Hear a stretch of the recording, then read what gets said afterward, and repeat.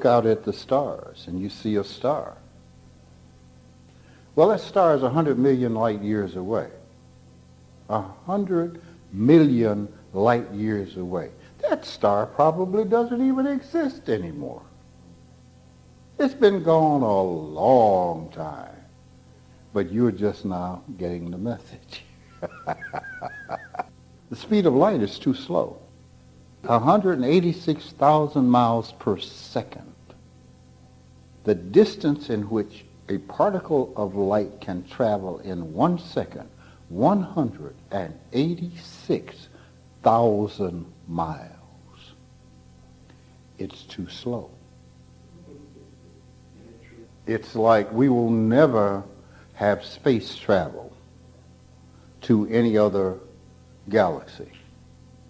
Because we cannot. If it's 100 million light years away, let's think about this number. 186,000 miles per second. Per second.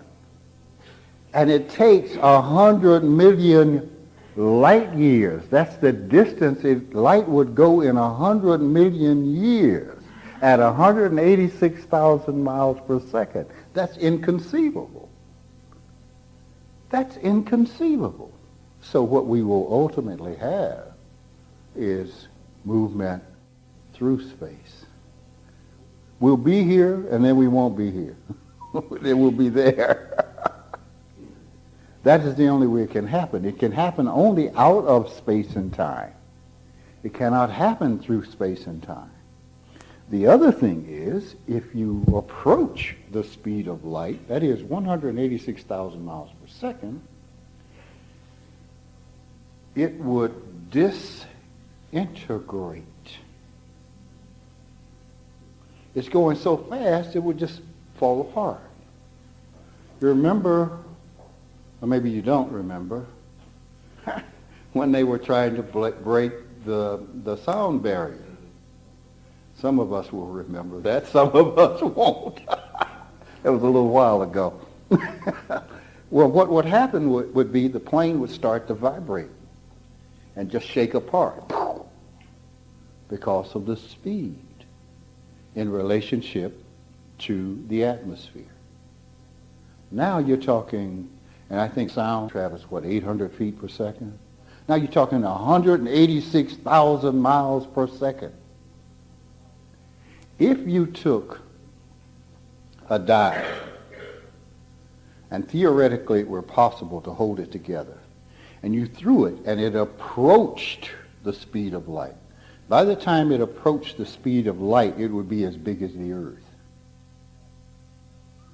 You wouldn't see it, you could just walk through it, because everything would be spread out, so the molecules would be spread out so large.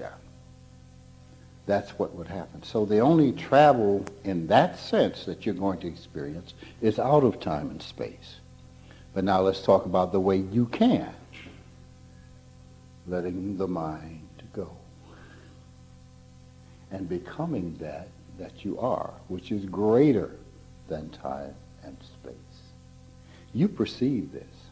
You perceive it as being outside of yourself, and it really isn't. It is within you. This is what awakening to who you really are is.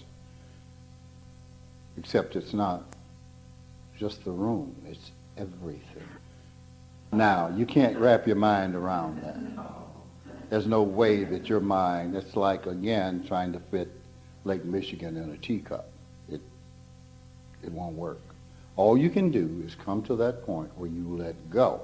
See, and that's what I've said before. You have to let go not only of your personal identity, but your identity as a human being. Human beings don't exist. They are a figment of a human being's imagination. Only God exists. So you have to let go that you are even a human being in order to experience it. And that can be hard. That can be very hard. This is what it means going home to God. It doesn't mean getting in a car and driving somewhere, or getting in a chariot and going to be swept up to the sky somewhere. That's not what it... See, that's the perception of a linear mind. A linear mind, a narrow mind. Because the only thing that we can think of, if you think of going someplace, what do you think of doing? You think of going out there, getting in your car, or getting on the bus and going someplace. No. It's right here.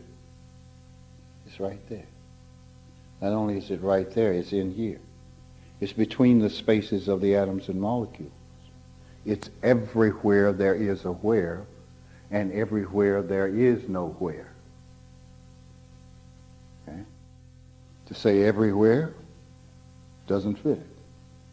So we have to think differently. We have to begin to see differently, and the only way we're going to do that is through the experience. So here we go.